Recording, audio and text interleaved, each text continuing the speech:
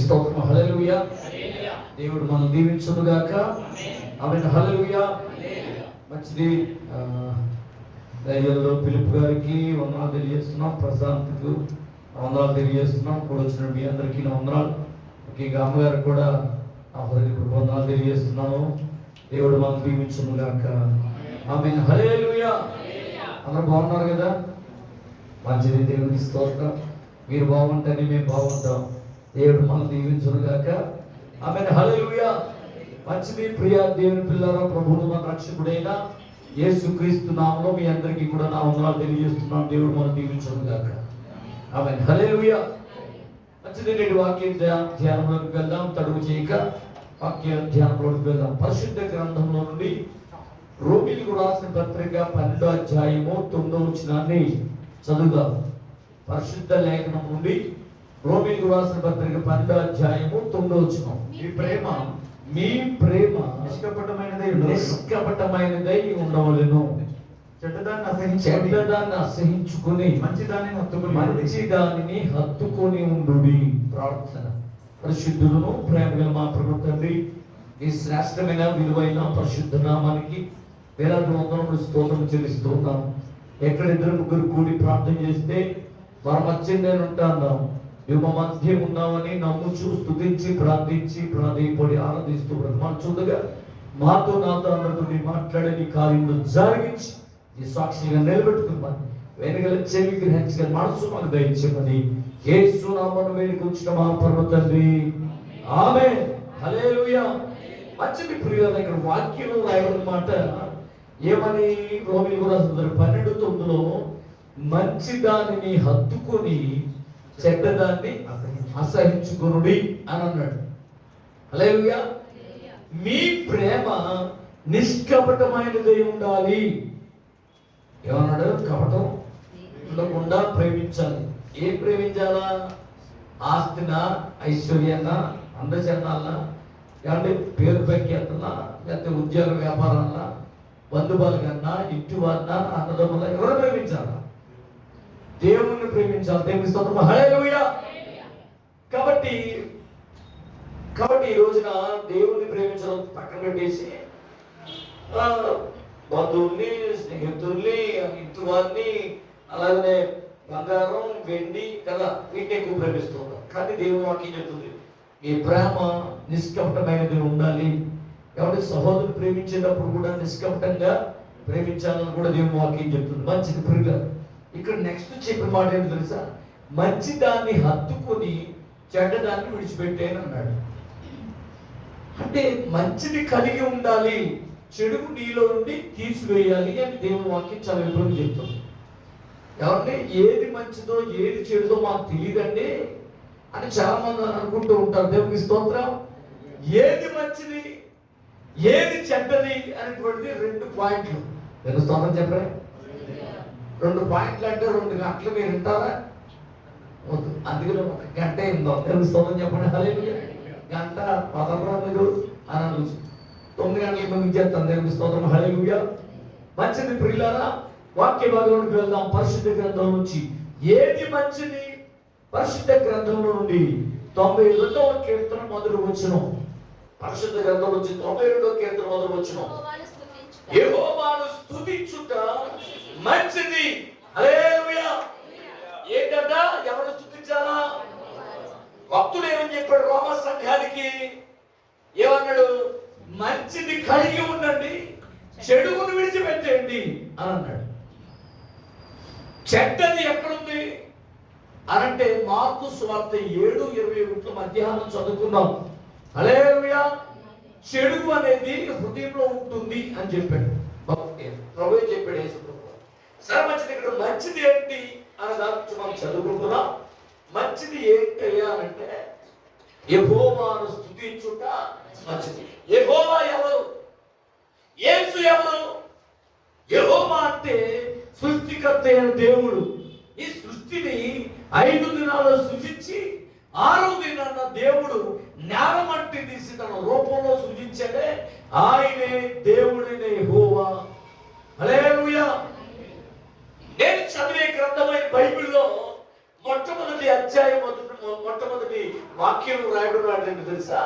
ఆది యందు దేవుడు భూమిని ఆకాశమును సృజించెను అని రాస్తుంది. దేవుడు అనేవాడిన వాడు ఆది ఆకాశమును భూమిని సృజించినోడు. దేవునికి స్తోత్రం.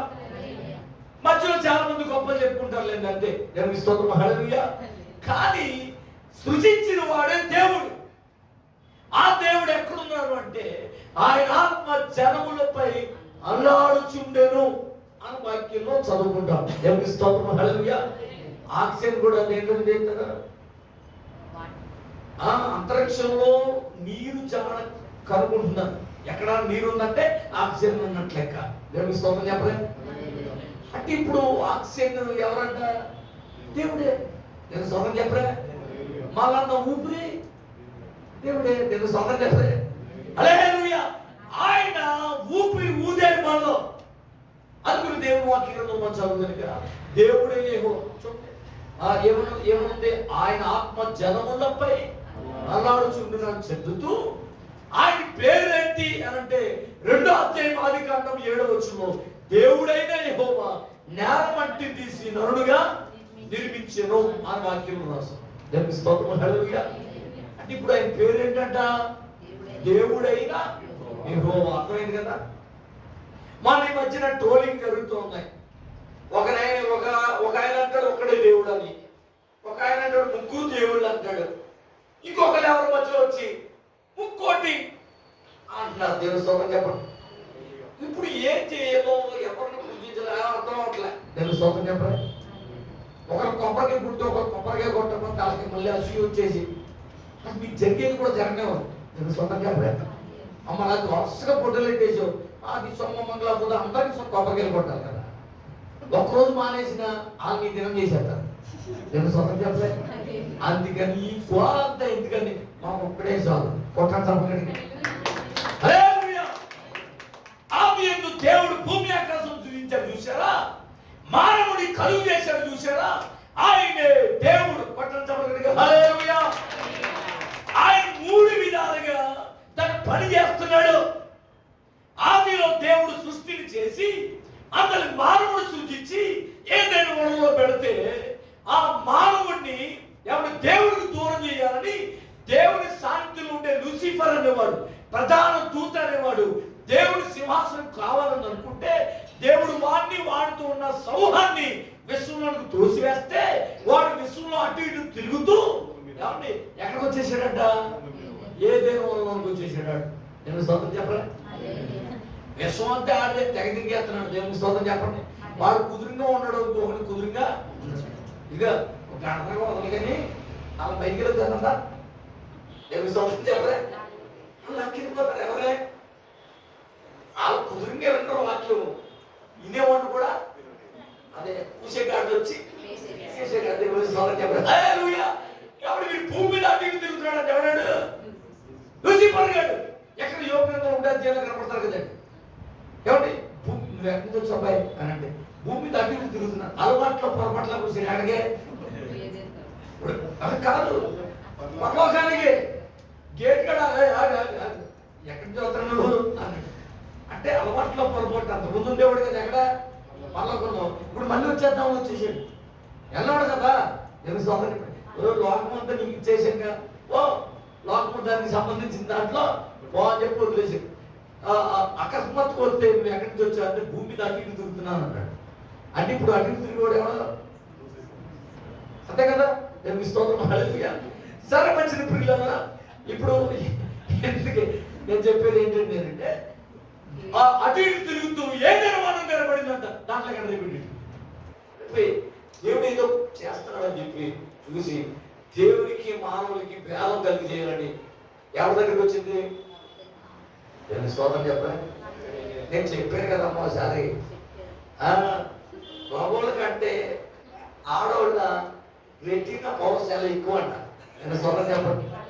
మాకేం కనపడదావుదో కొన్ని రోజులుగా ఇప్పుడు కనపడదు. నేను స్తోత్రం. మీరు కూరగాయలు ఎలా సెలెక్ట్ చేస్తారో మీకు తప్ప ఎవడో సెలెక్ట్ చేయలేదంటే. చీరలు ఎలా సెలెక్ట్ చేస్తారో మీకు మించివాడు ఎవడో. మేము మట్టి పూర్వం వెళ్తాం, ఇది బగనడు ఇది బగనడు పక్కన పెడితే అయిపోయింది. ఏది ఏమైపోయింది? షాపింగ్ అయిపోయింది. నడిచేయండి. ఏంటిది? ఇంట్లో పని చేసేది కూడా కట్టుకుంది. తీసేయి. ఇదా దారి పెట్టుకునేది కూడా కట్టుకుంది. తీసేయి అని అంటారు. నేను మీ స్తోత్రం మళ్ళీ అంత అలా ఉంటుంది. నేను మా ఆమె తీసుకెళ్ళి షాపింగ్కి వెళ్తే నేను సెలెక్ట్ చేసిన పక్కన వేసి అంటే ఎన్నంటే అరగట్లా అయిపోయింది షాపింగ్.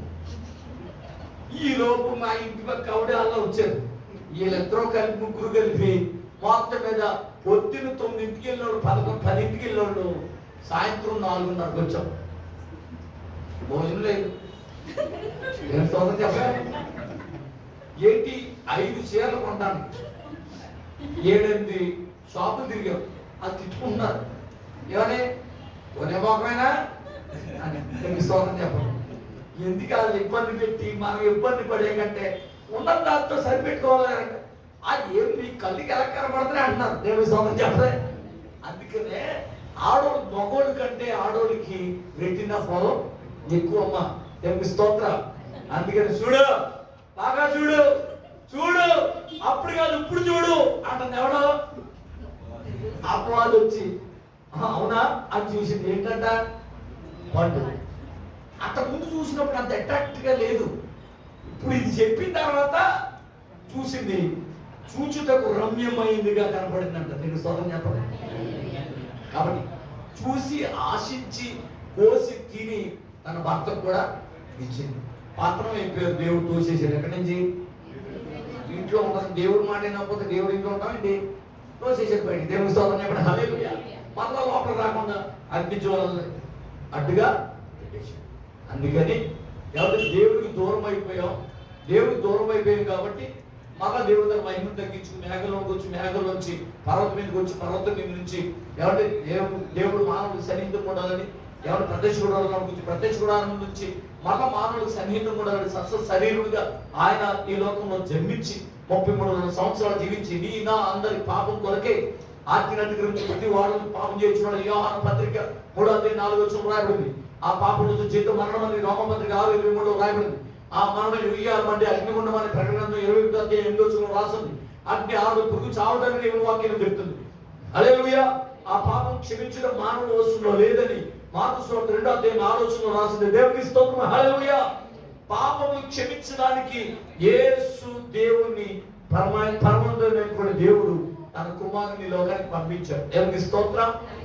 ఆయన ఈ లోకంలో జన్మించి 33 సంవత్సరాలు జీవించి మనందరి కొరకు తన విలువైన రక్తాన్ని యజ్ఞ పశువుగా వలికించాడు. అయిపోయింది. తర్వాత 40 దినాలు సంచరించి 40 దినాలు ఆరోహణ పర్లోకానికి వెళ్ళిపోయాడు. నేను మళ్ళా వస్తానన్నాడు. ఆయన వెళ్ళిన 10 దినాలకి పరిశుద్ధాత్మ వచ్చాడు. దేవునికి స్తోత్రం చెప్పండి. పరిశుద్ధాత్మతో నింపబడుతున్నారు. ఆత్మ పూర్లుగా మార్చబడుతున్నారు. కాబట్టి కృపా కాలంలో ఉన్నాం. పరిశుద్ధాత్మ కాలంలో ఉన్నాం. స్తోత్రం చెప్పండి. ఇప్పుడు త్రిత్వమై ఉండి ఏకమై ఉన్నాడు. అదైనా అబ్రహాం గారికి ఒక్కడిగా కనిపించి ముగ్గురుగా అబ్రహాం గారు దర్శించారని మనం చదువుతున్నాంగా. హల్లెలూయా. అలాగనే నరులను చేయుదుము అన్నాడు. చేయుదుము అన్నాడుగా. అంటే ఏకవచనమా బహువచనమా కదా? దేవునికి స్తోత్రం. హల్లెలూయా. సరే, త్రిత్వమై ఉన్నవాడు ఏకమై ఉన్నాడు. దేవునికి స్తోత్రం. హల్లెలూయా.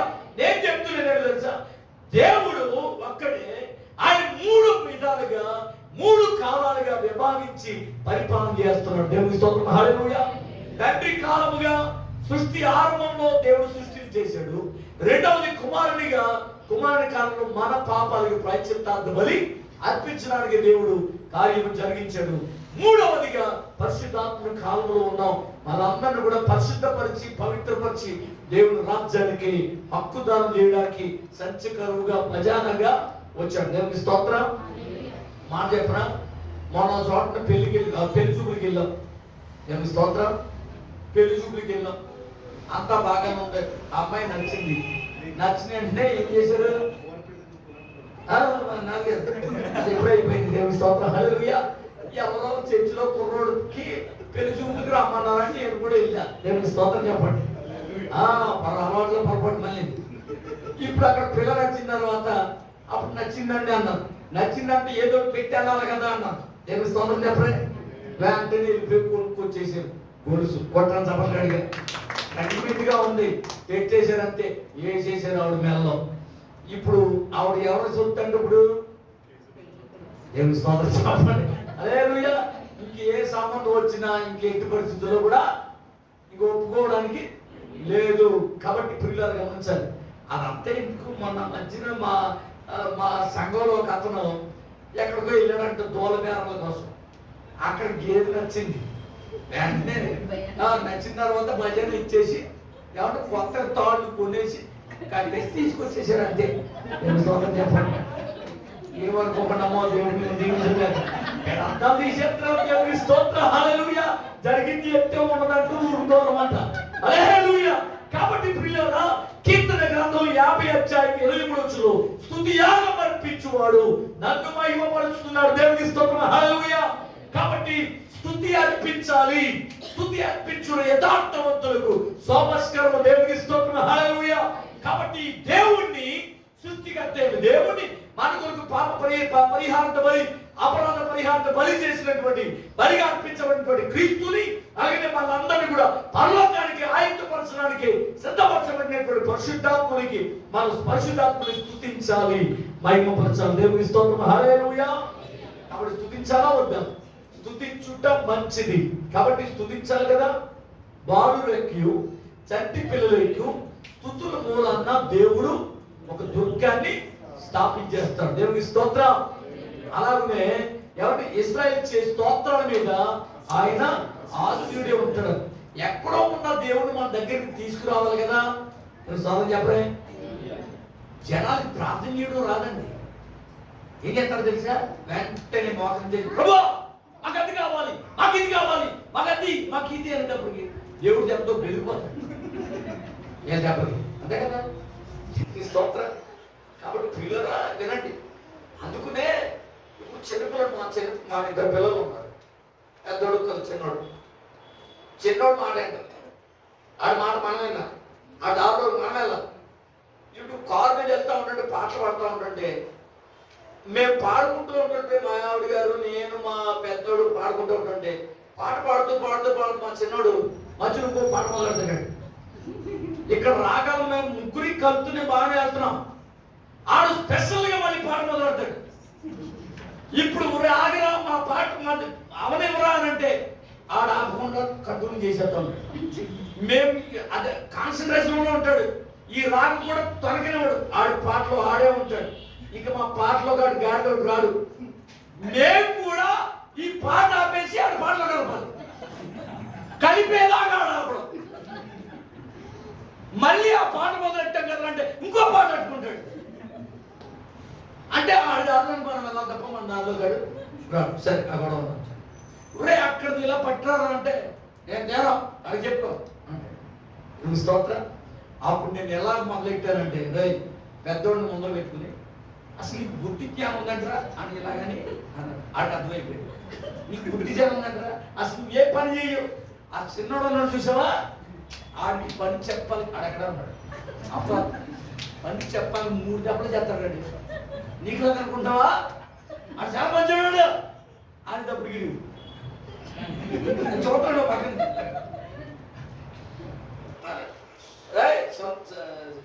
సంతోషం.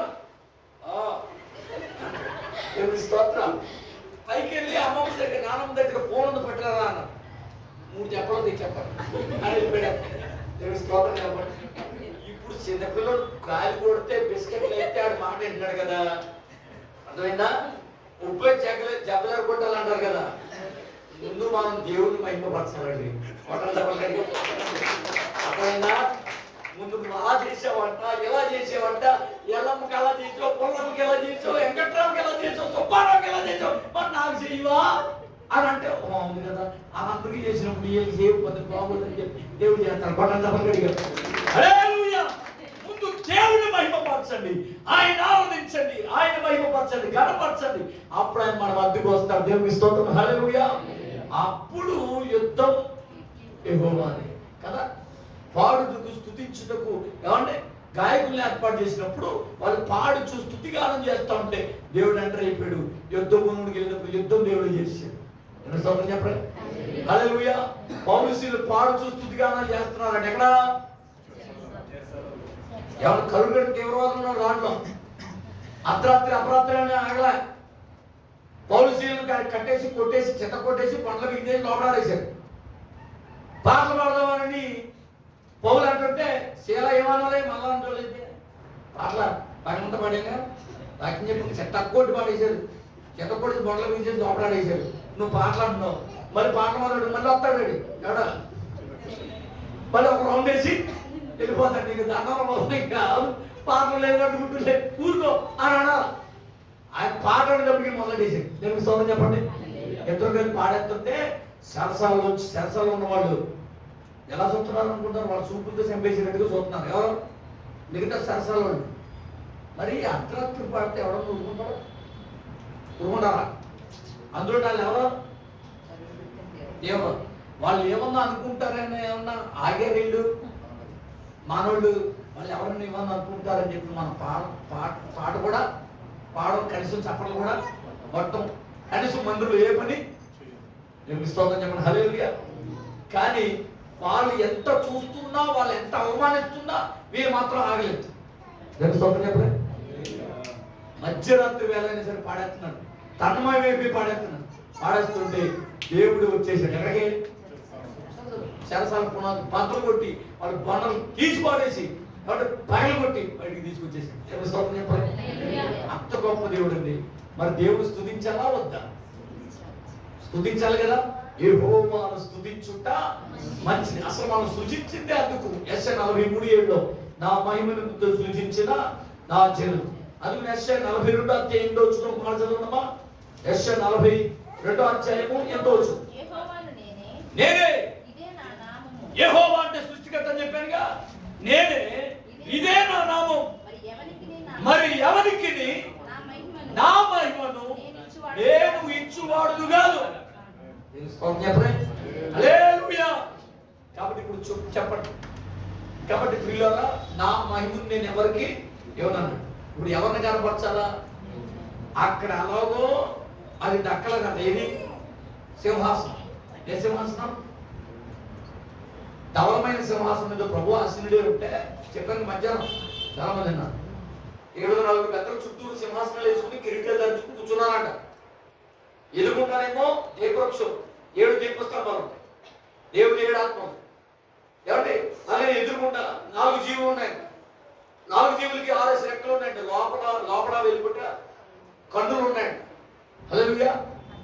అలాగే దాని వెనకాల ఎవడూ లెక్కింపజాలని గొప్ప సైన్యం తెల్లని వస్త్రాలు ధరించుకుని ఆరాధిస్తున్నారంట ప్రభుని. పెద్దల సభ. నేను స్తోత్రం చెప్పండి. వీళ్ళ చుట్టూ ఈ సింహాసనం చుట్టూ కెరూబులు, సెరూబులు, మిఖాయిలు, గాబ్రియలు అనేటువంటి దూతల పట్టాలు ఉందంట. వాటికి 6 రెక్కలు ఉన్నాయంట. 2 రెక్కలతో కళ్ళు కప్పుకుని, 2 రెక్కలతో కాలు కప్పుకుని, 2 రెక్కలతో సింహాసనం చుట్టూ ఎగురుచు యెహోవా పరిశుద్ధుడు పరిశుద్ధుడు అని గానప్రతిగానాలు చేస్తుంటే హల్లెలూయా. ఆ సింహాసనం నాకు కావాలనుకుందంటే ఎవరో? లూసిఫర్. అందుకని వాడిని దూతలను కూడా విశ్వం తోసేసాడు. ఇప్పుడు అందుకునే ఏలియన్స్ అని చెప్పి ఎదుగుతున్నారు జనం. నేను సొంతం చెప్పలే. ఆకాశమండలం ముందు దురాత్మ సమూహం అన్నాడుగా. అంటే వీళ్ళు ఎక్కడో టెస్ట్ వేసేసారు. దేవుని సొంతం చెప్పలే. వాళ్ళు ఎక్కడున్నారని ఎదుగుతున్నారు. కోట్ల రూపాయలు ఇండియా దానం ఏమంటే ఖర్చు పెట్టేస్తున్నారు. దేవుని స్తోత్రం. హల్లెలూయా. సరే మంచిది. అంతరిక్ష పరిశోధన చేస్తున్నారు. సరే మంచిది. అసలు విషయానికి వచ్చేద్దాం. అయితే వీళ్ళు ఆకాశమండలం దురాత్మ సమూహం అన్నాడుగా. ఇవి లేని ప్రాంతం లేదు. భూమి అంతా ఆక్రమించేసింది. ఏంటది? లూసిఫర్. అది ఇంతంత ఉన్నాడు, అంతంత ఉన్నాడు. దేవుని స్తోత్రం చెప్పే. ఎక్కడ పడితే అక్కడ ఉన్నాడు. దేవుని స్తోత్రం. ఎక్కడ పడితే అక్కడ నాకు పూజలు కావాలన్నాడు. వీళ్ళేమో దాన్ని రాయి తగిలి నడుచుకుంటే అతను ఏమి తగిలింది? గొప్ప తగిలి ముందర పడిపోయి మూతిపల్లి రాలిపోయింది. వెంటనే వాళ్ళు లేచి ఆ రాయి తీసి పక్కన ఎవడన్నా పడిపోతాడేమో అని అంత దూరంలో ఒకడు చూసాడండి. ఇదేంటి? పడ్డాడు, లేచాడు, రాయి తీసుకెళ్ళి జాగ్రత్తగా పక్కనెట్టాడు అని ఆడొచ్చాడు. నేను సొంతం చెప్పాను. అక్కడ ఎందుకు పడిపోయాడంటారు? ఈ రాయి వల్ల ఒకవేళ ఈ రాయి ఏమన్నా మహత్వం ఉందేమో, ఎందుకు వచ్చిన బాధ నేను కూడా పడిపోతానని చెప్పి దానికి కొంత అన్నబెట్టి వెళ్ళిపోయాడు. నేను సొంతం చెప్పా. ఆడిని పడగొట్టిందంటే ఇదేదో మొత్తం మీద మహత్యం ఉందని చెప్పి దాని మీద వెళ్ళాడు. అంత దూరాన్ని ఒకడు చూశాడు. అక్కడ ఏదో మొత్తం మీద వెలిసిద్దురు అని చెప్పి ఒత్తుతో కొబ్బరికే ఒక పువ్వు పట్టుకొచ్చి ఎట్టాడు. అక్కడ నేను సొంతం చెప్పలే. ఇంకొకడు వచ్చి కుంకుమ పెట్టాడు, ఇంకొకడు వచ్చి ఇంకోటి పెట్టాడు కొబ్బరికే. మొత్తం మీద అంత ఏమైపోయినప్పుడు స్తోత్రం కలుగును గాక. ఆడెవడన్నాడు, అతను తక్కువ కథ వేసుకున్నారుగా పాలన చోట పొద్దులో విగ్రహం పెట్టా, దానికి ఉత్సవం చేస్తున్నాం అన్న. తక్కువ కథ డొనేషన్ చేసుకున్నాం పిక్నిక్. నేను సొంతం చెప్పలే. అది సరే అయిపోయింది. సంవత్సరం చేయాలని ఒక ప్లాన్ చేసుకున్నారు. దానికి నేను ఇంత రాస్తున్నాను అని చెప్పి మొత్తం మీద మా అంగీకారం రాసేసాను. అది ఎవరో తెలియదు, ముక్కు తెలియదు. మొత్తం పిల్లలను గమనించాలి. ఈ రీతిగా దేవుడికి చెందవలసిన మహిమ పలు విధాలైన దారిలోనికి వెళ్ళిపోతుంది. దేవునికి స్తోత్రం, హల్లెలూయా. అప్పుడు వాక్యం చెప్తున్నమాట, ఎవరి సర్వ సృష్టికి ఆధారభూతుడైన దేవుడు మాట్లాడు, యెహోవాను నేనే, దేవుడనే యెహోవా అని చదువుకున్నాగా, నేల మట్టిని తీసి నన్నుగా నిర్మించిన. కాబట్టి యెహోవాను నేనే, ఇదే నా నామం అన్నాడా. దేవునికి స్తోత్రం. నాకు చెందవలసిన మహిమను మరి దేనికి చెందనేని అన్నాడు. దేవునికి స్తోత్రం. స్తుతి ఆర్పించువాడు నన్ను మహిమపరుచున్నాడు అని వాక్యంలో రాయబడింది కదా. కీర్తన 50:23 మంచిది. Point number 1 గుర్తుపెట్టుకున్నారా? యెహోవాను స్తుతించుట మంచిది. ఇప్పుడు మీరు ఏం చేయాలా? దేవుణ్ణి స్తుతించడం మానవద్దు. దేవునికి స్తోత్రం, హల్లెలూయా. రెండవది పాయింట్ నెంబర్ 2, మొదటి కొరింథీయులకు రాసిన పత్రిక 7:21 చదువుదాం దయచేసి. మొదటి కొరింథీయులకు రాసిన పత్రిక 7:21.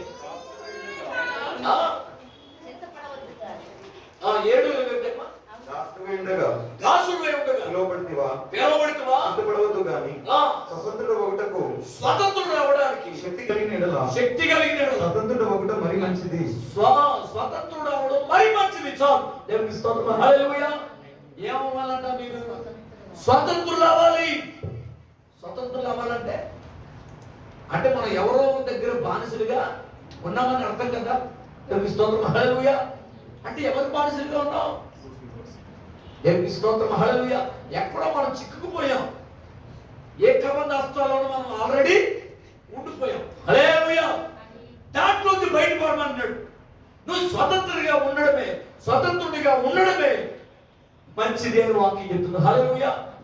పరిశుద్ధ గ్రంథంలో యోహాను సువార్త 8:34 చదవండి. యోహాను సువార్త 8:34. పాపము చేయ ప్రతి వాడును పాపమునకు దాసుడు అని మీతో నిశ్చయముగా చెప్పుచున్నాడు. హల్లెలూయా. పాపం చేసే ప్రతి వాడునంట పాపానికి దాసుడు. పాపంలో జీతం మరణం. ఒకసారి యేసు ప్రభు ఒక పక్షవాయు గల వాడిని మార్కు 2 రాయబడింది. ఆ ఒక ఇంటి పైకప్పు విప్పి ఆయన ముందుకు దించినప్పుడు యేసు ప్రభు వారి విశ్వాసము చూసి వారితో అంటాడు, పక్షవాయు గల వాడితో, కుమారుడా నీ పాపములు క్షమించబడ్డాయి, లేచి నీ పరిగెత్తుకున్నాడు అన్నాడు. దేవునికి స్తోత్రం. అంటే వీడు రోగిగ్రస్తుడుగా ఉండడానికి గల కారణం వాళ్ళలో పాపం ఉంది కాబట్టి. హల్లెలూయా.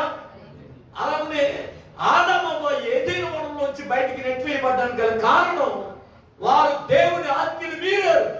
యోహాను మొదటి పత్రిక 3:4 ఆజ్ఞ అతిక్రమించే ప్రతి వాడును పాపం చేయించున్నాడు. ఆజ్ఞ అతిక్రమమే పాపం అన్నాడు కదా. ఆ పాపం వల్ల ఏదైనా వనం, దేవుని ఇల్లు, దేవుని రాజ్యం, ఎవరు దేవుని పట్టణం అంటూ ఏదైనా వనంలోంచి బయటికి నెట్టేశాడు. దేవునికి స్తోత్రం, హల్లెలూయా. ప్రియులారా గమనించాలి. ఇప్పుడు పాపం వల్ల కలిగేటువంటి నష్టాల గురించి చెప్తున్నాను. పాపం వల్ల ఏం కలుగుద్ది? దేవుని సాన్నిధ్యం నుంచి దూరం అయిపోతాం. పాపం వల్ల ఏం కలుగుద్ది? వ్యాధిగ్రస్తులం అవుతామని చెప్పుకున్నాం. దేవునికి స్తోత్రం, హల్లెలూయా. పాపంలో వచ్చే జీవితం మరణం అని దేవుని వాక్యంలో మనం చదువుకున్న ప్రియులారా. దేవునికి స్తోత్రం, హల్లెలూయా. పాపం చే ప్రతి వాడును పాపమునకు దాసుడు. మంచిది. అలాగే 18 ఏళ్ల నుండి ఎవరి దెయ్యము చేత కట్టబడి ఉందంటే ఒక ఆమె. యేసు ప్రభు ప్రార్థన చేసి ఆమె నడుము మీద చేతులు ఉంచగానే ఆమెలోని దెయ్యం పోయి ఆమె చక్కగా లేచి నిలబడిందంట. దేవుని స్తోత్రం.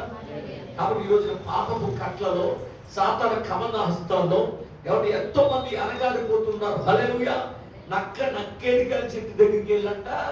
ఏమంటే ఆ నక్కేడికాయ తిని గొంతులో అడ్డుపడిపోయి అప్పుడు తీర్మానం తీసుకుంటుందండి. ఏమని? బ్రతుకంటూ ఉంటే ఈ నక్కేడికాయల చెట్టు దగ్గరికి రాను, ఈ కాయ తినను, ఇదే నా శబలం అంటదన్న. ఎవరో నక్క.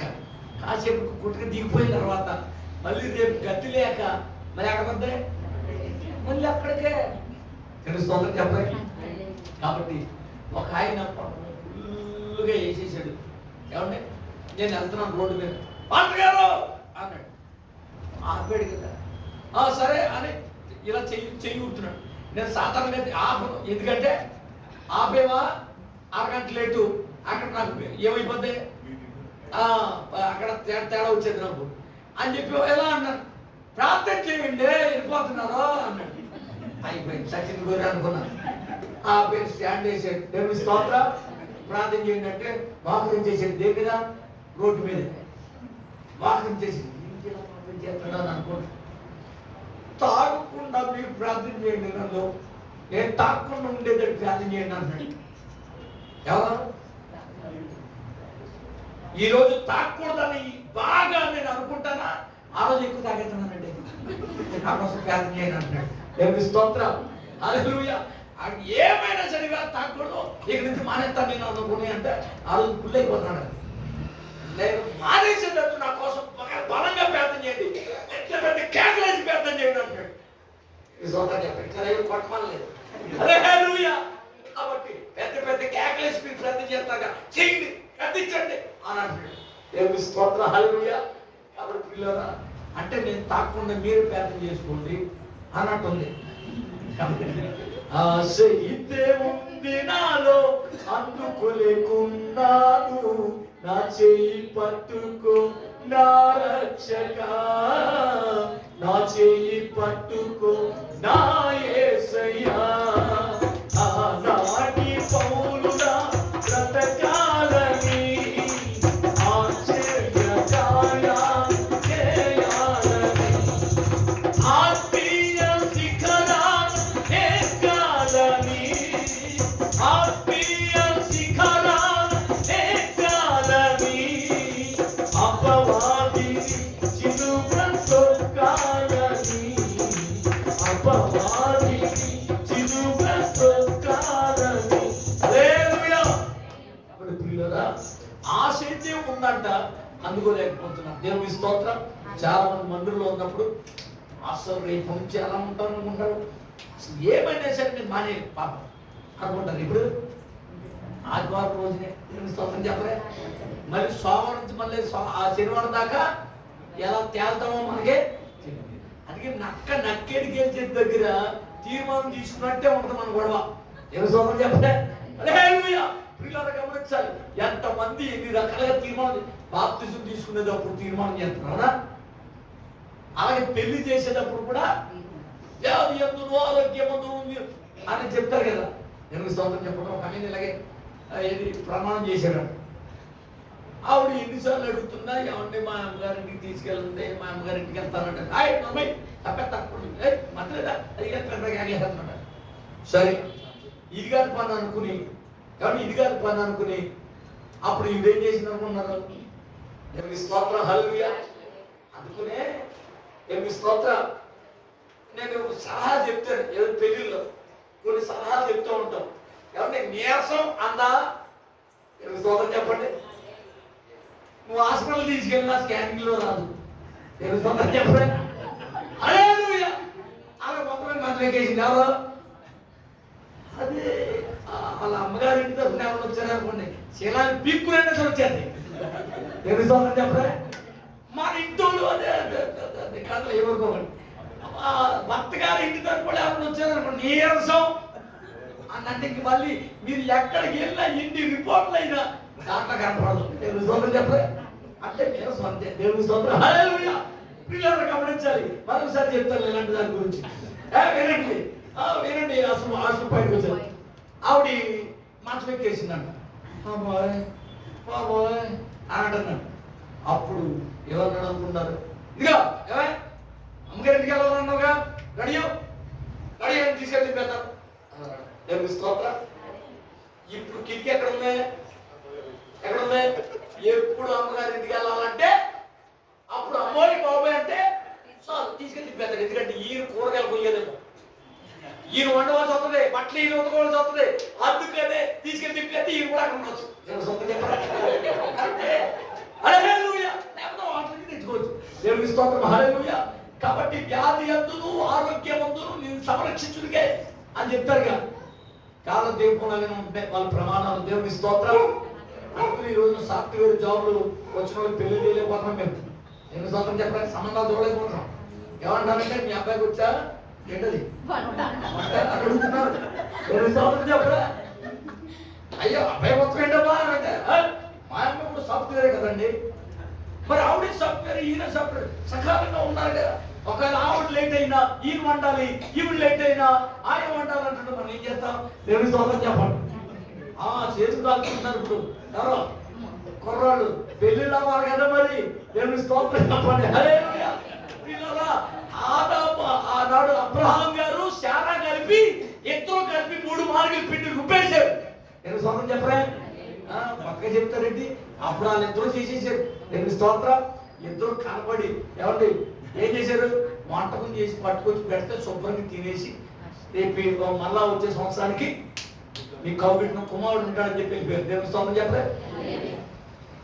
ఎంత గొప్ప ఆవిడండి శారమ్మ గారు కదా. 2 చేతులు కనబెట్టచ్చు. ఎందుకు చెప్పనా? పొరపాటున ఇప్పుడు స్త్రీలు అయితే తెలుస్తాం. అమ్మ మీరేమనుకోకుండా హల్లెలూయా.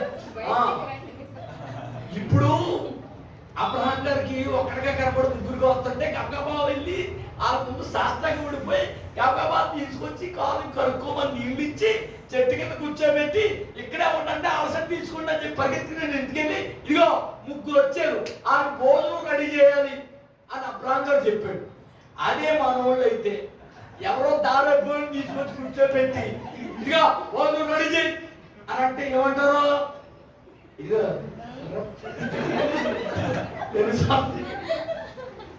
దారి పోలంతా తీసుకొచ్చి ఇంట్లో అంటే మా వల్ల కాదు.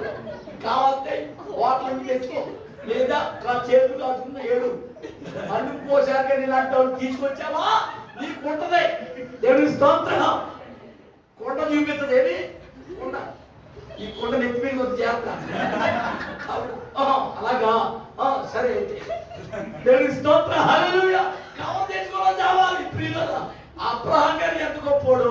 ఏమండి శారమ్మ గారు అంతే గొప్పది. కొట్టిన చెప్పండి. హల్లెలూయా. ఎంతో కనబడి ఆవిడ నెత్తి వాడైన భారం ఈయన కూడా వెళ్ళి ఏమండి ఏం చేశాడు? పిండి రుబ్బేశాడు. ఎవరి మాంసం వదిలించాడు. శుభ్రం చేసి పట్టుకొచ్చి ఆవిడకి ఇద్దరు కనబడి శుభ్రం చేసేసి వంట ఉండేసి తీసుకొచ్చి పెట్టేశాడు. ఎవరికే? తండ్రి కుమార్ పరిశుద్ధాత్మ. కొట్టం చెప్పగలిగారు. గొప్పగా ఎంతో కలబడి ఇష్టపూర్వకంగా ఎవరు వంట వండి పట్టుకొచ్చి పెడితేనే ఆయన తిని తృప్తి పొంది వాళ్ళని ఆశీర్వదించారు. దేవుని స్తోత్రం. హల్లెలూయా. పిల్లలు గమనించాలి. ఇక్కడ చెప్పే మాట ఏంటంటే ఎవరు స్తుతించాలంట? పోయిన నెలలో లాగానే మీకు వాక్యంలో ఉండగా ఆమె అని చెప్పి పరిగెత్తిన త్వరగా ముగించేద్దాం. దేవుని స్తోత్రం. హల్లెలూయా. ఇప్పుడు నెక్స్ట్ స్వతంత్రులుగా ఉండాలి. ఎవరి కబర్నస్తాలో ఉండిపోయాం? పాపం, సాతాను, లోకపు ఆశలు, శరీరాశ, నేత్రాశ, జీవులు కదా. ఎవరి కబర్నస్తాలో ఉండిపోయాం? దేవుడు అంటాడు మీరు స్వతంత్రులుగా ఉండుట మరి మంచిది అన్నాడు. దేవుని స్తోత్రం. 430 సంవత్సరాలు ఎవరి బానిసలు ఉండిపోయిన వారిని విడిపించడానికి మోసేని పంపించినట్లుగానే ఎవరి పాపము ఊపిలో చిక్కుకుపోయిన మనల్ని విడిపించడానికి యేసు తండ్రి దేవుడు తన ప్రియ కుమారుని మనకి బలిగా ఇచ్చేశాడు. దేవుని స్తోత్రం. హల్లెలూయా. 132 దేవుడు తన పాపము పరిహారం పొందినవాడు, తన అతిక్రమం క్రియలకు ప్రాయశ్చిత్తం పొందినవాడు ధన్యుడు అని. దేవుని స్తోత్రం. హల్లెలూయా. ఎవరిని మనం పితృ పారంపర్యమైనటువంటి వ్యర్థ ప్రవర్తన విడిచిపెట్టినట్లుగా వెండి బంగారం వంటి చేయ వస్తువుల చేత మనం విమోచించబడలేదు. అమూల్యమైన నిష్కలంకమునకు గొర్రె పిల్ల వంటి క్రీస్తు రక్తము చేత మనము విమోచించబడ్డాం. అందుకని గలతీ 5:1 ఈ స్వతంత్రం అనుగురించి క్రీస్తు మనల్ని స్వతంత్రులుగా చేసి ఉన్నాడు. కాబట్టి మీరు స్థిరముగా నిలిచి మళ్ళా పాపం అనే దాస్యపు కాడి క్రింద చిక్కుకొనకూడదు అన్నాడు. దేవుని స్తోత్రం. గమనించాలి. ఆయన ఉద్దేశం మళ్ళా పాపం జోలికి వెళ్ళొద్దు అని. అయితే మనం స్వతంత్రులుగా ఉండాలా బానిసలుగా ఉండాలా? ప్రయాసపడి బాను కూర్చున్న సమస్త జిల్లాలో అడుగురండి, నేను మీకు విశ్రాంతిని ఇస్తానని ప్రభు చెప్తున్నాడు. దేవునికి స్తోత్రం, హల్లెలూయా. కాబట్టి విశ్రాంతి ఇస్తాడు, మీ మీద ఉన్న కాడిని విరగొడతాడు. హల్లెలూయా. కాబట్టి పిల్లలు గమనించాలి. అలాగే మరొక మాటలోకి వెళ్ళిపోదాం. అపొస్తలుల 10:33 అపొస్తలుల గారి 10:33 వెంటనే నిన్ను పిలిచితిని, వెంటనే నిన్ను పిలిచాను, నీవు వచ్చినది మంచిదే, ప్రభువు నీకు ఆజ్ఞాపించిన. హల్లెలూయా. ఇక్కడ కొర్నేలు గారు పేతురు గారితో మాట్లాడుతున్నాడు. ఆ యొక్క దూత నాతో మాట్లాడింది, పలానా యొప్పేకి 2 మనుషులు పంపించు, సేవకుడైనటువంటి పేతురు గారు ఉన్నాడు, ఆయన వచ్చి ఇక్కడ బోధ చేస్తాడని చెప్పాడు. ఎవరి స్తోత్రం. అందుకనే నేను మనుషులు పంపించాను, మనుషులు నీతో మాట్లాడి నేను తీసుకొచ్చాను, నువ్వు నా ఇంటికి రావడం మంచిది అన్నాడు. ఎవరి స్తోత్రం చెప్పండి. ఇప్పుడు చెప్పండి, ఎవరు రావడం మంచిది? సేవకులు మన ఇంట్లో అడుగు పెట్టడం మనకు మంచిది. కొట్టాలి చెప్పాలి కానీ. హల్లెలూయా. ఒక ఇంటికి వెళ్ళానండి, ఒక ఇంటికి వెళ్ళేటప్పటికి ఆవిడ సీరియల్ చూస్తుంది. ఆవిడ మంచి రసవత్రంగా ఆవిడ మంచి ఇల్లు అలా ఆయన పెట్టమన్నా మార్చలేదు, వాళ్ళ పిల్లలు పెట్టమన్నా మార్చలేదు. ఏమంటే కరెక్ట్గా నేను గేట్ సపోర్ట్ అయిందంట, టక్కున మార్చేసింది. సువార్త ఛానల్ వెళ్ళిపోయింది, భయపడి హల్లెలూయా అయిపోయింది. అది నాకేం తెలుసు, నాకు తెలియదు కదా. దూతలు ఉంటారు కొంతమంది, దూతలు. దేవునికి స్తోత్రం. వచ్చి ఎంతమంది చెప్తున్నారు, మొత్తం స్క్రీన్ మారిపోయింది. టచ్ స్క్రీన్ వాళ్ళు అంటారు, వ్యవసాయ రంగంగా మారిపోతూ ఉంటారు. దేవునికి స్తోత్రం. ఏం తెలియదు, దేవునికి స్తోత్రం. హల్లెలూయా. మాట్లాడలే తప్ప ఏం మాకేం తెలుసు. దేవునికి స్తోత్రం. టచ్ స్క్రీన్ లా మారిపోయిందంట. స్తోత్రం, హల్లెలూయా అన్నాడు. ఈ లోపు నేను తన దగ్గరికి వచ్చేటప్పటికి ఇలా తను తీసి చదివి వచ్చానా, కూర్చోండి దేవునికి స్తోత్రం. కూర్చున్నా. ఆ దూతలు అన్నారు కదా, ఎవరంటారు? శనపిల్లలు. ఆ దూతలు అంటే బాబా వాళ్ళు నిజాలు చెప్పేస్తారు. దేవునికి స్తోత్రం చెప్పండి. అమ్మా ఇందాక నుంచి నాన్న నేను మార్చమంటే మార్చలేదు, ఇప్పుడు మార్చేవేంటి అని అన్నాడు. ఇందాక నుంచి సీరియల్ టెన్షన్, సీరియల్ పెద్ద ఇదిగా చూసాం, ఎక్కడ క్యాగ్లెస్ నా మీద రిమోట్ ఇవ్వలేదు, ఇప్పుడు మార్చేసేటమ్మా అని అన్నాడు. ఇప్పుడు అక్కడ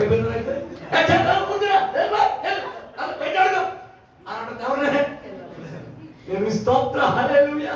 దాస్తే దాగేది కాదు, చిన్నపిల్లలు దోతలు అంటాడండి. దేవుని స్తోత్రం, హల్లెలూయా. వాళ్ళు ఇప్పుడు ఎక్కడ ఎలా ఎవరు బుక్ చేయాలో బుక్ చేసేస్తారు. కట్ట చూస్తా ఉన్నాడు, జాగ్రత్త. దేవుని స్తోత్రం. ఇంటి గుట్ట అంతా బయట పెట్టేది వాళ్ళే. దేవుని స్తోత్రం. వాళ్ళ ముందు మన ఇంట్లో మాట్లాడతాం, ఇదిగో మా అమ్మ అలా బయటికి చేస్తా తెచ్చా అని చెప్తున్నారు. అక్కడ మా నాన్న రౌడీ, మా అమ్మ హీరో చెప్పండి. హల్లెలూయా. కాబట్టి మొత్తం ఉన్న గుట్ట అంతా వెళ్ళిపోతుంది. వాళ్ళు నువ్వు వెళ్ళేటప్పుడు నవ్వుకుంటూ ఉంటారు, ఇప్పుడు నవ్వుకుంటున్నారో అనుకుంటాం, నీకు తెలియదు, మేట అంతా వెళ్ళిపోతుంది బయటికి. దేవుని స్తోత్రం, హల్లెలూయా. సరే మంచిది. ప్రియులారా, దైవజనుడు ఇంటికి రావడం మంచిది, అవునా?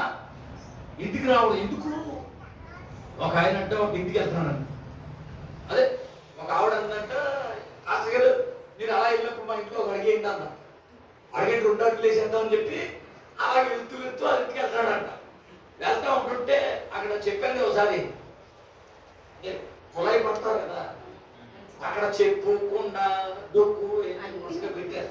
సెంటర్లో ఇదివరకు పంచాయతీ కుళాయి ఉండేది కదా, అక్కడ ఈ దీనమ్మ గారిని పెట్టాడు చర్చిలో. అలాగే ఒక ఆవిడే అయ్యారు మా ఇంటికి వచ్చి ప్రార్థన చేయాలని ఉంది. సరే వస్తానమ్మని చెప్పాడు. అనుకోకుండా ఆ ప్రాంతానికి వెళ్ళాడు కాబట్టి ఆ ఇంటికి వెళ్తామని వెళ్తున్నాడు. ఈ దారిలో ఇది పైపు ఉంటుంది, ఆ పైపు దగ్గర అందరూ నీళ్ళు పట్టుకోవాలంట పల్లెటూరు. అయితే ఇవి చెప్పెట్టింది అనుకుంటా, చెప్పెట్టిందో డొక్కు కొట్టిందో, ఆ చెప్పు తీసేసి ఏమంటే ఆ వెనక్కి పెట్టి డొక్కి ఎలా పెట్టారంట. ఇవి చెప్పి వెనక్కి ఎత్తేసారంట.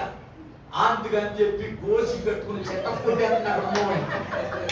బిందించుకుని బాధేసి రాలిపో తేలిపో ఉంటాయి కదా భాషలో. దేవుని స్తోత్రం. ఇప్పుడు నేనేం చెప్పను, దేవుని స్తోత్రం అని పెద్ద పెద్ద కేకలేస్తుంటే లోబీపేట ఎవరికే మాస్టర్ గారికి ఎంతో ఆనందంగా దీనమ్మ గారు ఎందుకని ప్రార్థన చేద్దామని నడుచుకుంటే కేకలు పడదు. ఏంటంటే ఈ గొడవ ఇలా నడుస్తున్నారు ఏంటయ్యా అనుకుంటాడు. పోనీ అలాంటి వదిలేచ్చు కదా. ఇప్పుడు అంత పిరుకోడు అంత లోమిపోడు ఎందుకంటే ఆ గొడవ మనకు కానప్పుడు అలాంటి మనకి ఎందుకంటే సరే ఎందుకు ఏంటి ఎలా అనే ఆలోచన ఉండదు కదా మనకి. ఈ మధ్యలో ఏదైనా ఎవరైనా జనం గుంపుకున్నారు ఏంటి ఏంటని తాగే పడతాం కదా. అలాగే వీళ్ళు కూడా ఎన్ని చూస్తున్నాడు అలాగా ఎగిరి పడుతున్నాడు ఎవరో అని దెబ్బ నడిపాడు ఎవరో. అక్కడ ఉన్న వాళ్ళందరూ వచ్చి కనుక నీళ్లు ఒక మీద పెట్టాక అప్పులేసి అమ్మ మళ్ళీ ఎవరు వచ్చి బిద్దుకు నా తలకి ఇచ్చిపోతేమో ఇవి దానం ఆయనకి పేదరికి వెళ్తాము తర్వాత కూడా మంది వెళ్ళిపోయాడు. దేవుడికి స్తోత్రం హల్లెలూయా. చర్చిలో వచ్చాక ఒక కంటలు వస్తున్నాడు. ఆవుతో ఏమన్నా అంటే మళ్ళీ రివర్స్ అయిపోతేమో అని పెడతాక మాత్రం దీనమ్మ ఎత్తాడు. శకుంత్ర అక్క అక్క ఏమన్నట్టు ఉంటారా ఏదో మామూలు కాదు. ఏదో స్తోత్రం చెప్పండి హల్లెలూయా. దేవుడు మిమ్మల్ని దీవించును గాక హల్లెలూయా. ప్రియులారా మంచిది వినండి. ఇక్కడ దైవజనుడు మన ఇంటికి రావడం మనకి మంచిది హల్లెలూయా. కాబట్టి ప్రియులారా యోసేపు ఐగుప్తు ఇంట్లో ఏమంటే అడుగు పెట్టిన తర్వాత ఐగుప్తుని దేవుడు ఏం చేశాడు? ఐగుప్తుని ఆస్వాదించేశాడు. ఇంట్లోనేమి పొలంలోనేమి దేవుడు ఏం చేశాడంటే ఐగుప్తుని అంచెలంచెలుగా దేవుడు దీవించేశాడు. దైవజనుడు మన ఇంటికి వచ్చి ప్రార్థన చేయడం మనకు దీవెన. హల్లెలూయా హల్లెలూయా. ప్రియులారా గమనించాలి. అందుకునే సేవకుడిని కొన్నేళ్ళు గారు పిలిచాడు ఇంటికి. ఆయన రావడం వల్ల చెప్తున్నాడు ఇక్కడ ఏమని, నేను నిన్ను పిలిచాను నువ్వు నా ఇంటికి రావడం మంచిది అన్నాడు. దేవుని స్తోత్రం హల్లెలూయా. ఇప్పుడు చెప్పండి దైవజనుడు మన ఇంటికి రావాలా వద్దా? సరే పద్దాన్ని ఊళ్ళో చూడండి. ఊళ్ళో ఏమని ప్రకటన చేయడం అనుకుంటున్నారు? వీళ్ళు విచ్చలవిడిగా తిరిగి తాగి తందనాలు ఆడుతున్నారు. అసలు పంట పండకపోతే ఏం చేస్తారండి వీళ్ళు అని చెప్పి పంటకు ఆధారం ఏంటంట వర్షాధారమే కదా అప్పట్లో. అందుకని చెప్పి నేను ఎవరి సరిగ్గా నిలబడి ఉన్నానో ఈ సంవత్సరం మంచి అయినా వర్షం అయినా కొరదు కబడ్డారు అని చెప్పడం చేసేది ఎవరో ఏది గారు కోపం వచ్చి అంతే. దేవుడు దీన్ని 3.5 సంవత్సరాలు ఆపేశాడు. ఎన్ని సంవత్సరాలు చెప్పడే ఆపేసిన తర్వాత ఆపేశాక ఏమంటే అసలు కటకట్లు ఆడిపోతున్నాం. 6 నెలల వర్షం కురవకపోతే ఏమైపోతున్నాం మనం? కటకట్లు ఆడిపోతున్నాం కదా. వర్షం కావాలా? అది దేవుని స్తోత్రం. వర్షం లేక పంటలు లేక తిండి లేక పచ్చడి మెతుకులు కూడా లేవండి జనాలు. చాలా మంది కరువులో చచ్చిపోతున్నారండి. ఆయన మారతలేదు కదా. మొదలెట్టేశారు ఏంటి? ఊర్లంట పైకి ఎగరేయాలంట. పైకి ఎగరేస్తే వర్షం వచ్చేద్దండి. మూతి మీద పడదా? ఊర్లో అంటే ఎక్కడ చేయాలి? కప్పలకేనే వెళ్ళి పెళ్లి చేయాలంట. వీళ్ళందరూ ఎలా మొదలెట్టేసారు? ఇగో వర్షాలు కురవాలంటే ఏం చేయాలంట? ఉండాలు వెయ్యాలి, లేకపోతే యాప చెట్టుకి ఇంకో దానికి దేనికో పెళ్లి చేయాలి, మేకకి మనిషికి పెళ్లి చేయాలి. ఇలా చేస్తున్నారు వీళ్ళందరూ. 850 మంది పూజలు చేసేనట్టేసి నాశనం చేసేస్తున్నారండి. ఒరే అలాంటి పనులు చేస్తారనే కదరా వర్షం కూడా నేను చెప్తుంటే వీళ్ళు ఎక్కువైపోతుంది అని చెప్పి మోసే ఏలియా గారికి కోపం వచ్చింది. అయినా సరే అక్కడ ఈయన కూడా మాట్లాడుతున్నాడు ఎవరో ఏలియా గారు. మరి అక్కడ ఉన్నట్టు ఆ దేశంలోనే. అందుకని దేవుడు ఏలియా సార్ చెప్పండి కెరీద్వాల దగ్గరికి వెళ్ళిపోతున్నాడు. ఆడ కూర్చో అన్నాడు. దేవునికి స్తోత్రం. నీకు కాకోలంతో పొద్దున్న రొట్టె మాంసం, సాయంత్రం రొట్టె మాంసం నేను తెప్పిస్తాను అన్నాడు. కొట్టాను చెప్పాలి గడిగా. హల్లెలూయా. కెరీద్వాల దగ్గరికి వెళ్ళాడు. అక్కడ శుభ్రంగా తింటున్నాడు. వర్షాలు లేకపోవడం వల్ల వాగులో నీళ్ళు అయిపోయింది. ఇప్పుడు ఏం చేయాలి ప్రభు అంటే సారేపద్దాన్ని ఊరికి వెళ్ళిపోమన్నాడు. ఆడికి వెళ్ళిపోయిన తర్వాత సారేపద్దాన్ని ఊళ్ళో ఒక ఆవిడ పుల్లలు ఏరుకుంటూ ఉంటే ఆడికి వెళ్ళి ఆవిడతో చెప్తున్నాడు, అమ్మా నీళ్ళు ఇవ్వమ్మా అన్నాడు. దేవునికి స్తోత్రం. తాగడానికి. హల్లెలూయా.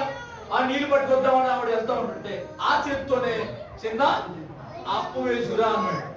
అదే మనం అయితే ఏమంటాం?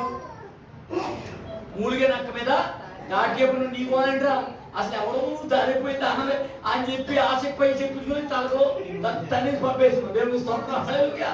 మా ఆత్మలు అండి ఆవిడ. దేవుని స్తోత్రం చెప్పరే. ఆవిడ ఆ పూట ఉన్నట్ట తన కుమారుడు తిని చచ్చిపోదాం అనుకున్నాడు కరువులో. కానీ చనిపోతూ ఒక పుణ్యకార్యం చేద్దాం అనుకుంది. ఆయన ఏమన్నాడు? నాకు మొదటిది పెడితే కరువులో మీరు మీ కుటుంబం తృప్తిగా పూజిస్తారన్నాడు. దేవుని స్తోత్రం చెప్పరే. మొదటిది ఏది ఇవ్వాలి? సేవకుడిది ఏమేమో సేవకుడికి ఏమోలమ్మా స్తోత్రం చెప్పలే మాట్లాడేది ఇవ్వాలంట. దేవుని స్తోత్రం చెప్పండి. హల్లెలూయా. ఇప్పుడు మరి అడుగు పాస్టర్కి ఎప్పుడు వెళ్తారండి? ఎప్పుడు పెడతారు? మీటింగ్ అంతా అయిపోయిన తర్వాత అంతా అయిపోయిన తర్వాత లాస్ట్ అడుగు గుడుకు తింటున్నాడు పాస్టర్లు. చాలా చోట్లకి వెళ్ళినప్పుడు పాస్టర్లు ఎవరు భోజనం చేశారంటే మా భోజనం కూడా ఇవ్వాలండి లాస్ట్లో ఉంటే తింటాంలండి అన్నాడు. దైవజనుడికి దేవుడు ఎప్పుడైతే ముందు తీశారో మీ యొక్క కొరత రాకుండా దేవుడు సమృద్ధిగా దీవిస్తాడు. దేవుని స్తోత్రం చెప్పారు. హల్లెలూయా అని చెప్పాక వెళ్ళిన ప్రతి చోట పాస్టర్ గారు పిలిచిన ప్రతి చోటన కూడా నేను ఇది చెప్తున్నాను. వాళ్ళు కూడా నిజమేనండి తప్పు అయిపోయిందని మేము ఎప్పుడు మా పాస్టర్ గారికి ముందు తీయలేదండి అని చెప్పి అక్కడి నుంచి వాళ్ళు వండిన దాంట్లో మొదటిది చిన్నదైనా కొద్దిగా అయినా ఎంతైనా సపరేట్గా మొదటిది చేసుకురమ్మన్నాడు. మొదటిది తీయడం వల్ల ఆ కరువులో వారి కుటుంబస్తులు అందరూ కూడా తిని తృప్తి పొందారు. దేవునికి స్తోత్రం. వర్షాలు పడే వరకు పంటలు పడే వరకు వీళ్ళు అందుకునే దైవజనుడు మన ఇంట చేర్చుకుని ఆతిథ్యం ఇస్తే ఖచ్చితంగా దేవుడు ప్రతిఫలం ఇస్తాడు. శుభమిదాలు దైవజనుడు ఇంటికి పిలిచింది. ఆ దైవజనుడు ఎప్పుడైతే పిలిచిందో ఆమె లోటు దేవుడు తీర్చాడు. హల్లెలూయా. కాబట్టి దైవజనుడు మన ఇంటికి రావడం మంచిది. దేవునికి స్తోత్రం. హల్లెలూయా. సరే మంచిది. నెక్స్ట్ తర్వాత చూద్దాం 4వదిగా మొదటి తిమోతికి రాసిన పత్రిక 2వ అధ్యాయము మొదటి వచనం. మొదటి తిమోతికి రాసిన పత్రిక 2వ అధ్యాయము మొదటి వచనం. మనము సంపూర్ణ భక్తియు మాన్యతయు కలిగి నెమ్మదిగాను సుఖముగాను బ్రతుకు నిమిత్తం అన్నిటికంటే ముఖ్యముగా మనుషులందరి కొరకు రాజుల కొరకు అధికారులందరి కొరకు విజ్ఞాపనములు ప్రార్థనలు యాచనలు కృతజ్ఞతాస్తుతులు చేయవలనని హెచ్చరించుచున్నాను. ఇది మంచిదియు అన్నాడా? అది పాయింట్. దేవునికి స్తోత్రం చెప్పండి. ఇప్పుడు ఎవరి కోసం ప్రార్థన చేయాలి మనం? నేనేం చెప్పాను ముందు, ఎవరి కోసం చేస్తాం ప్రార్థన? రాగానే మన లిస్ట్ చేస్తాం అంతే. అంటే ఓపిక ఆగదు కదా, ముందే పెట్టేయాలి ఎక్కడ. అందుకు నేను ఎప్పుడు ఏం చెప్తానంటే పాసుకుంటాను, ముందు దేవుని కనపరచండి, మహిమపరచండి, ఆరాధించండి. తర్వాత ఇరుగు పొరుగు వాళ్ళ క్షేమం కోసం, మీ శత్రువుల క్షేమం కోసం, ఎవరి మీ బంధువుల కోసం, అందరి కోసం ప్రార్థన చేయండి. ఆ తర్వాత మీ అవసరం చెప్పండి. ఖచ్చితంగా దేవుడు మీకు సహాయం చేయకమాను. దేవుని స్తోత్రం చెప్పండి. అర్థమవుతుందా? పాయింట్కి ఇది అర్థం కావట్లేదు. ముందే దేవుని అడిగితే దాంట్లో స్వార్థ ప్రార్థన ఉంటుంది. కాబట్టి ప్రియులారా గమనించండి. ప్రార్థన చేస్తున్నాడు సొలొమోన్ గారు. దేవుడు ప్రత్యక్షమైపోయాడు. భక్త ఏం కావాలన్నాడు. మనం ప్రార్థన చేస్తే దేవుడు ప్రత్యక్షమయ్యాడు అనుకోండి, ఏమడుగుతారు చెప్పండి అమ్మ, మీరు ఏమడుగుతారు? ఆయన చెప్పేసాడు 2 కిలోలు బంగారం అని. 2 కిలోలు మళ్ళీ ఏమన్నా సార్ 2 సరిపోతాడు, ఒక 5 ఇచ్చుకుంటాడు. మరి కాసేపు మళ్ళీ మారిపోతాయి. స్క్రీన్ టచ్ మరి 10 అయితే బాగుంటుంది కదా. కాబట్టి పిల్లలకు గమనించండి, మానవుడి కోరికల కంట అంతు లేదు. హల్లెలూయా. ఎవరు చాలా మంది సైకిల్ మీద వెళ్ళేవాడు ఏం చూస్తాడు? విమానంలో వెళ్ళేవాడు చూస్తాడు. ఆ విమానం నేను ఎప్పుడు ఎక్కుతాను అని. దేవుని స్తోత్రం చెప్పండి. అది తృప్తుంటుందండి, తృప్తుంటుందానికి. ఆ విమానం నేను ఎప్పుడు కొంటానా? ఎక్కడ దేని మీద వెళ్ళేవాడు? సైకిల్. అడిగి ఇక్కడ రాత్రులు పగలు ఎత్తడా? నిద్ర పట్టాలంటే దేవుని స్తోత్రం. సైకిల్ మీద వెళ్ళేవాడు నడిచేటవాడు చూడాలండి. దేవా నువ్వెంత గొప్పోడు అయ్యా, నాకు సైకిల్ ఇచ్చావు. దేవుని స్తోత్రం చెప్పలే. అప్పుడు దేవుడు ఇచ్చిన కార్యాన్ని వాడు సంతోషిస్తాడు, అనుభవిస్తాడు. దేవుని స్తోత్రం. అలాగే నడిచేవాడు ఎవరిని కాళ్ళు లేనివాడిని చూడాలి. నువ్వు ఎంత గొప్పోడు అయ్యా, చక్కటి కాళ్ళు ఇచ్చావు. దేవుని స్తోత్రం చెప్పలే. అది తృప్తి అంటే. అంతేగాని ఇలా సైకిల్ మీద వెళ్ళి నేను ఎప్పుడు హెలికాప్టర్ కొనలేదు, నేను హెలికాప్టర్ కొనగలనా అంటే అది రాత్రి పగలో నిద్రే పట్టదో. దేవునికి స్తోత్రం. హల్లెలూయా.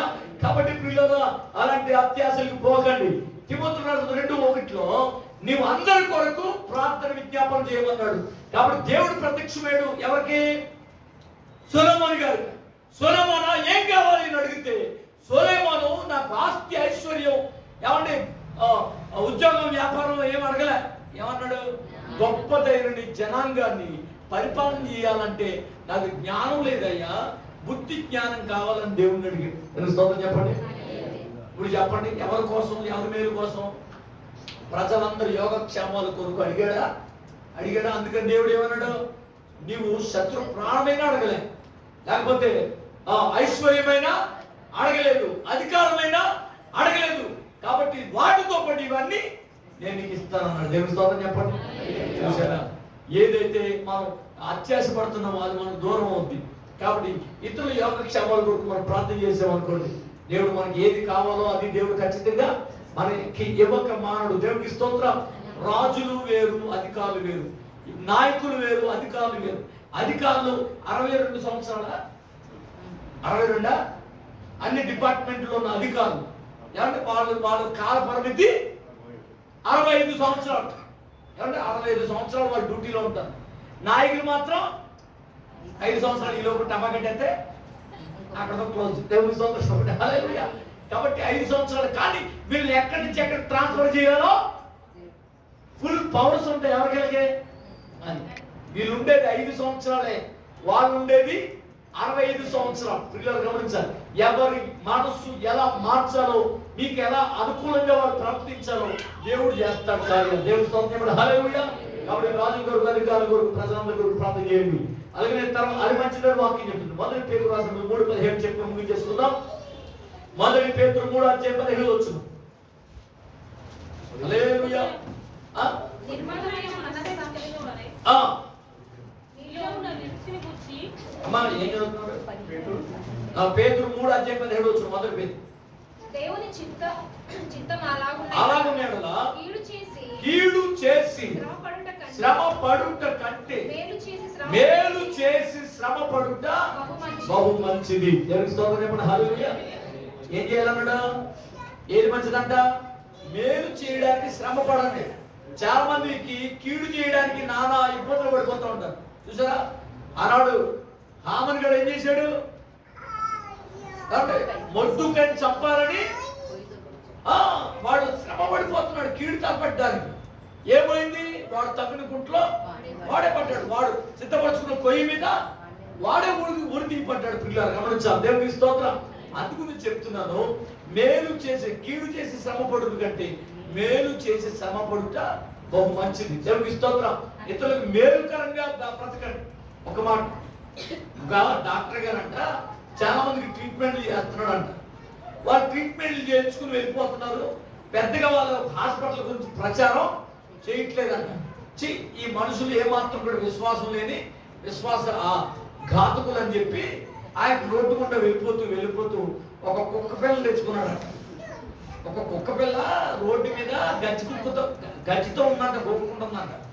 అప్పుడు దాన్ని తీసుకుని ఇంటికి తెచ్చుకుని ఆయింట్మెంట్స్ రాసి ఎవరు శుభ్రంగా దాన్ని స్నానం చేయించి ఎవరికి మంచిగా దాన్ని ట్రీట్మెంట్ చేసిన తర్వాత కొన్ని రోజులకి ఆ గజ్జి కుక్క బొజ్జు కుక్క అయిపోయింది. హల్లెలూయా. ఎంత బాగుందో, చూడముచ్చటగా ఉంది. దాన్ని చూసుకుని ఆనందపడిపోతున్నాడు ఈ డాక్టర్ గారు. సరే, పొద్దున్నే తలుపు తీశాడు. ఏమంటే హల్లెలూయా. అంతకు ముందు ఈ కుక్క అనుకున్న దాన్ని కూర్చుని, నేను ఎంత గజ్జితో ఉండేదాన్ని, నా గజ్జిని ఏం చేశాడు డాక్టర్ గారు? ట్రీట్మెంట్ చేసి నన్ను బాగు చేశాడు. నాలాంటి పనికిమాల బతికే, నాలాంటి రోత బ్రతికే, నాలాంటి వ్యాధితో బ్రతికే ఎన్నో కుక్కలు ఉన్నాయి ఊళ్ళో. ఆ కుక్కలన్నీ డాక్టర్ గారి దగ్గర తీసుకొస్తే ట్రీట్మెంట్ చేస్తే అవి కూడా బాగైపోతాయి కదా అని ఊరంతా తిరిగి ఊళ్ళో కుక్కలన్నింటినీ పోగేసుకొచ్చేసింది. అక్కడికే నాకు అర్థం అవ్వాలని చెప్పిన డాక్టర్ గారి దగ్గర తీసుకొచ్చేసి పొద్దున్నే ముందు రోజు చూస్తే లేదంటే కుక్క. మనుషులు అనుకున్నాను ఈ కుక్కలకు కూడా విశ్వాసం లేదే అని తిట్టుకున్నాడంట. మరుసటి రోజు తలుపు తీసేటప్పటికి వాళ్ళ ఇంటి ముందర విస్తారంగా అంటే గజ్జుకోకున్నాం. స్తోత్రం చెప్పరా. కాబట్టి పిల్లరా, దానికి వచ్చిందంట ఏంటి? నేను కష్టంలో ఉన్నప్పుడు, నేను నష్టంలో ఉన్నప్పుడు, నేను వ్యాధులు ఉన్నప్పుడు, శ్రమలో ఉన్నప్పుడు నన్ను బాగు చేసిన వాడు, నన్ను సరి చేసిన వాడు, నేను చేసిన వాడిని నాతో చెప్పిన వాడు అని చెప్పి గమనించి దేవునికి స్తోత్రం. హల్లెలూయా. అనేకమైన వాటిని ఎలా తీసుకొచ్చిందో మన దేవుడు మన జీవితంలో ఎన్నో కార్యాలు చేశాడు. మనల్ని విడిపించాడు, బలపరిచాడు, ఆశీర్వదించాడు, విడిపించాడు. దేవునికి స్తోత్రం. మన బంధువులు, మన స్నేహితులు, మన ఇరుగు పొరుగు వాళ్ళు ఎంతో మంది కష్టాలు, కన్నీరు, బాధలు, శ్రమలో ఉన్నారు. వాళ్ళు కూడా దేవుడి మందిరానికి నడిపించే విధంగా మనం కూడా ఉండాలి. నేను సొంతం చెప్పండి. మమ్మల్ని పెట్టాలి తిట్టకుండా ఒక్క అంటారా అని అనుకుంటారేమో. దేవుడు మిమ్మల్ని అనలేదమ్మా. మిమ్మల్ని ఎప్పుడు నేను అన్నాం. యేసు ప్రభు ఒకసారి ఓ కుక్క పిల్ల అన్నాడు. ఆవిడేమంది, అవును ప్రభు నేను కుక్క పిల్లనే అంది. మత్తయి 15వ అధ్యాయంలో. అందుకనే నీవు కోరినట్లు జరుగును గాక అన్నాడు. ఆ క్షణంలో కుమార్తెడు తెగిపోయింది. దేవునికి స్తోత్రం. హల్లెలూయా. ఎదురు తిరగకుండా అమ్మ దేవుడు మిమ్మల్ని దీవించును గాక. హల్లెలూయా. కాబట్టి మీరు మేలు పొందారు. మేలు పొందడానికి మీరు కూడా అనేక మందిని దేవుడికి నడిపించండి. దేవుడు మందిరానికి నడిపించండి. మీరు వారి జీవితంలో మేలు చేసినట్లు ప్రియులారా మేలు తలపెట్టండి. కీడు మాత్రం ఎవరికి తలపెట్టద్దని ప్రభు తెలియజేస్తున్నాను. మాట వల్ల కూడా కీడు తలపెట్టద్దు. సాధ్యమైతే శత్రువుడు కూడా మేలు చేయండి. ఖచ్చితంగా దేవుడు మీ జీవితంలో మేలు చేయక మానడు. ఎన్ని విషయాలు చెప్పారమ్మా? 5. రైట్, చెప్పండి. ఇప్పుడు ఎగ్జామ్ పెట్టేస్తే దేవుడు సోదరు చెప్పండి. హల్లెలూయా. పట్టుకుంటే పొడిచేయాలని చెప్పే అప్పుడు ఎండి చేస్తారు, తెగనా చేస్తారు. దేవుడు సోదరు చెప్పే హల్లెలూయా. గిట్లే ఇస్తారు పాస్టర్ గారు. దేవుడి స్తోత్రం. గిట్లు ఇస్తే మళ్ళీ ఉండి కలకలాడిపోను. దేవుడి స్తోత్రం. హల్లెలూయా. అదేం చెప్పాను? ఒకటి, యెహోవాను స్తుతించడం మంచిది. రెండోది, స్వతంత్రులుగా ఉండుట మంచిది. మూడోది, సేవకులు మన ఇంట్లో అడుగుపెట్టి ప్రార్థన చేయడం మంచిది. నెక్స్ట్ తర్వాత అధికారుల కొరకు, రాజుల కొరకు, మనుషులందరూ అన్నాడా. లాస్ట్లో మీ శత్రువులు కూడా ఉన్నారు. అడిగి పోయేయగలరాను, అడి నాశనం అయిపోను, అక్కడ బతుకుంటూ పోను, ఆకేమి రాకూడదు, ఆడు ఉద్యోగం ఊడిపోను. ఇలాంటి పేర్లు చేసినప్పుడు రివర్స్ నీకే తగ్గుతాయి. నీ ఏడిపే నా దీవెనని రాసుకున్నాడు. దేవుని చెప్పండి.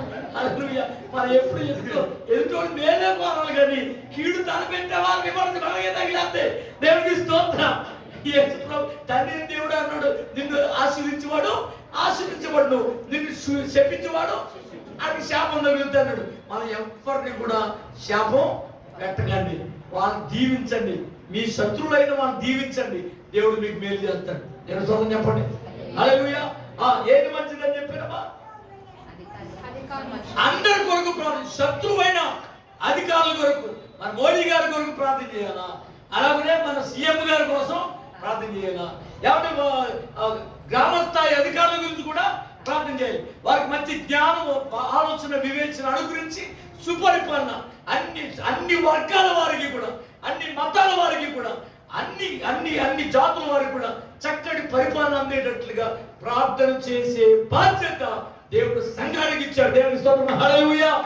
అప్పుడు పిల్లలు గమనించాలి, ఇది మంచిది అని దేవుని వాక్యం చెప్తుంది. నెక్స్ట్ ఏం చెప్పాను? మేలు చేయుట మంచిది. సాధ్యమైతే మేలు చేయండి. ఎవరికి మేలు చేస్తాం? ఎవరికి అప్పిస్తాం? వెనకాల వారికి ఆస్తుందా, ఇల్లుందా, ఉద్యోగం ఉందా అలాంటి ఇక డబ్బుగా ఉంటే చూసుకో అంటాం. అదే ఆడికి మొత్తం ఊడిపోయి ఏమి లేవు అనుకున్నాం. కనీసం ఆడు హలో ఏమంటే ఏమన్నంటే హలో హలో హలో అని వెళ్ళిపోతాం. కనీసం వాళ్ళ ఇంటి దగ్గర కూడా వాళ్ళు ఫోన్ చేసినా వేస్తాం. మరి ఇదేంటి? 100 తగిన వానికి చేయమని సామెతల గ్రంథంలో రాయబడింది. కాబట్టి మేలు చేయండి. మేలు చేస్తే దేవుడు మీ జీవితంలో మేలు చేయక అట్టి కృప దేవుడు మనకు అనుగ్రహించి నడిపించును కాక. ప్రార్థన చేద్దాం. చిన్న ప్రార్థన. పరిశుద్ధులు, ప్రేమగా మా ప్రభుత్వం ఆశ విశ్వాసం కలిగి భక్తి కలిగి బిడ్డలందరినీ దీవించారు. కష్టాలు, కన్నీరు, బాధలు, శ్రమలు, ఇరుకులు, ఇబ్బందులు, అసమాధానం యేసు నామములో తొలగిపోవును గాక. ఆయురాలు నింపండి. పనిపడిలో ప్రయత్నం అవసరం తోడండి. మంచిదాన్ని హత్తుకుని చెడ్డదాన్ని విడిచిపెట్టుడని ఈ వాక్యం ద్వారా మాతో మాట్లాడించారు. మంచి లేదానిగా నేను స్తుతించడం మంచిది. మంచిది ఏదానిగా స్వతంత్రంగా ఉండడం మంచిదని. మంచిది ఏదానిగా ప్రభావ దైవజనుల ఇంటికి రావడం మంచిదని. మంచిది ఏది అనగా దగ్గర మా ప్రభావ అందరి కొరకు ప్రార్థన, విజ్ఞాపన, యాచన చేయాలి అని. అలాగే మంచిది ఏదనగా ఇతరులకు మేలుకరంగా ఉండాలి కానీ కీడు తలపెట్టే విధంగా ఉండకూడదని మాట్లాడించాం. కాబట్టి ఈ రోజు నీ వాక్యాన్ని వినమే మంచి కలిగి జీవించే భాగ్యాన్ని మాకు ప్రసాదించమని యేసు నామములో వేడుకుంటున్నాం మా పరమ తండ్రి. ఆమేన్. ఆమేన్.